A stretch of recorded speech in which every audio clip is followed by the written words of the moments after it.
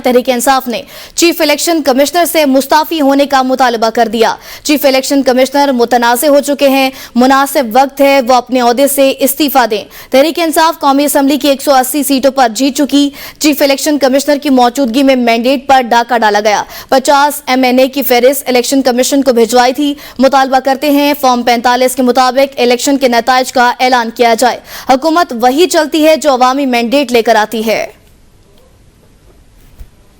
Pakistan Tehreek Insaf chief election commissioner से बाज़ाबिता तौर पर इस्तीफ़ा का मुतालबा करती है, लेकिन मौजूदा चीफ इलेक्शन कमिश्नर के साए तले ये आज़ादाना तरीके से नहीं हो सकता। चीफ इलेक्शन कमिश्नर चूँकि मुतनाज़िया हो चुके, वो free fair and transparent election कराने में नाकाम हो चुके। कल हमने 50 MNA की लिस्ट भिजवाई थी इलेक्शन कमीशन। आज KPK के MPAs, पंजाब के MPAs और बाकी मानदा MNAs की लिस्ट हम इलेक्शन कमीशन के सामने जमा करवाएंगे कि पाकिस्तान तहरीक इंसाफ कौमी असम्बली की 180 सीटों पर जीत चुकी है।